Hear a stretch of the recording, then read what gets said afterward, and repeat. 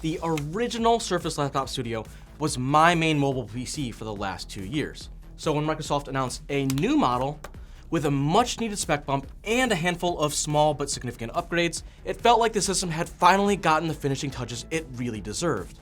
And after using the new one for about a month, you might not like it, but this is what a peak ultimate all-rounder looks like.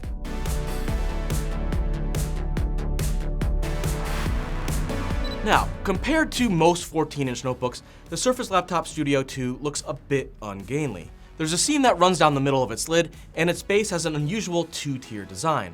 However, there's a quote from Francis Bacon, which, by the way, is often misattributed to Edgar Allan Poe, that goes like this: "There is no excellent beauty that hath not some strangeness in the proportion." And in the Surface Laptop Studio 2's case, there are some good reasons for its funky design. The break in the lid is where the laptop's display tilts so that you can pull it forward for drawing or watching movies. And one thing I've always appreciated is that instead of creating an overly complicated hinge like on some competing 2-in-1s, Microsoft just uses a sheet of fabric along with a handful of cables and some strategically placed magnets to keep the screen in place, which seems like a really simple but clever low-tech approach. I also love that when you pull the display forward, the system subtly increases the size of the taskbar so it's easier to tap on things with your fingers.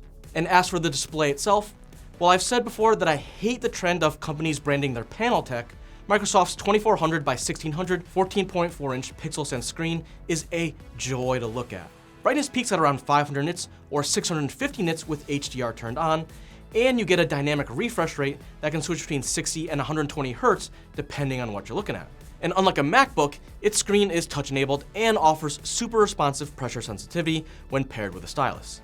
Now, I'll admit that Windows inking features are the things I probably use the least, but every once in a while I'll pick up a pen to jot down a note, and I'll suddenly remember how nice it really is. And for artists on the go, it gives you the precision of something like a Wacom pad without needing to carry around additional accessories, which is just really nice. Now, then there's that multi-level design, which accomplishes 2 things. It keeps the laptop's vents, which you can see right here, away from the sides of the system so your paws don't get too toasty. But it also gives you a spot to stash the Surface Slim Pen 2 and charge it, which is really nice so you don't ever have to worry about doing it yourself. Meanwhile, the sides of the notebook are where you'll find the Surface Laptop Studio 2's biggest quality of life upgrades: the addition of a USB-A port and a microSD card reader. Between the existing 2 USB-C jacks and these new added ports, you can work on the go without really ever worrying about needing to carry around a dongle. For me, this is such a nice change because when I'm editing photos, I can transfer files from my camera just by popping in a card.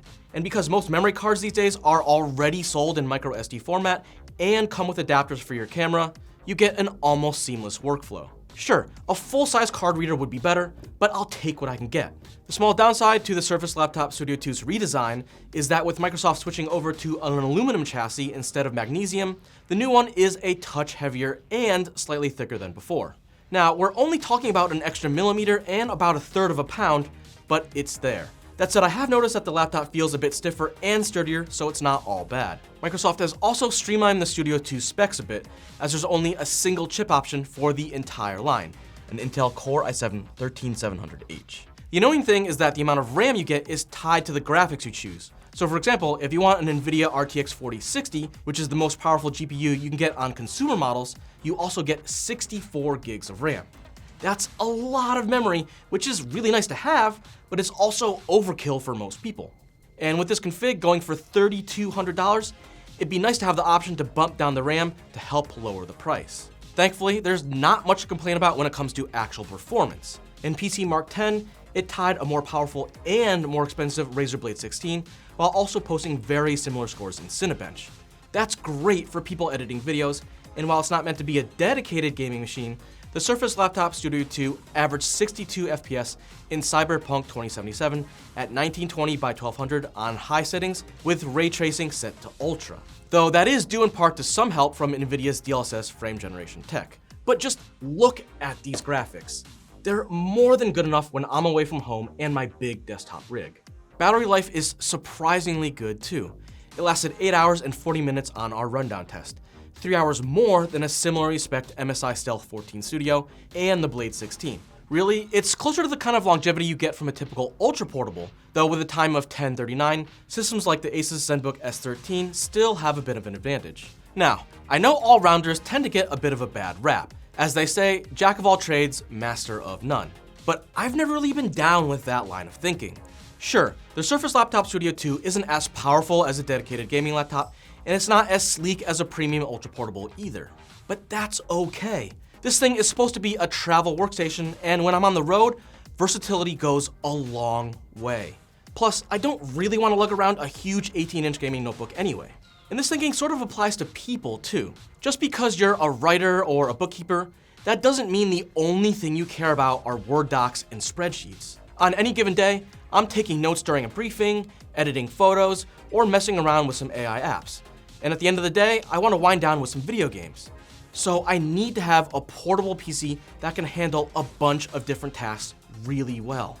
The Surface Laptop 2 has a great screen, a funky but functional design, and more than enough performance to handle anything I can throw at it. And with the addition of a USB-A port and a microSD card reader, it works even better as a mobile editing machine. And this is all without mentioning some of its returning features, including a great keyboard, punchy speakers, a sharp web camera with IR facial recognition, and a touchpad from Sensel, which remains the best mousing option on any Windows laptop. The one big issue is its price. Starting at $2,000 with integrated graphics, $2,400 for one with an RTX 4050, or over $3,000 for an RTX 4060, Microsoft is really asking for a hefty premium here. And even when you spend this much, you'll still have to purchase a Surface Slim Pen 2 separately. Come on, Microsoft, that's just kinda mean.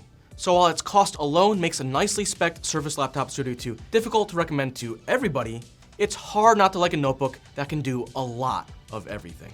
But tell me what you think. Are you willing to pay a little or a lot of extra money for added versatility? Or would you rather get something a little more purpose-built? Let me know in the comments down below. And as always, don't forget to stay tuned to Engadget for more news, videos, and reviews.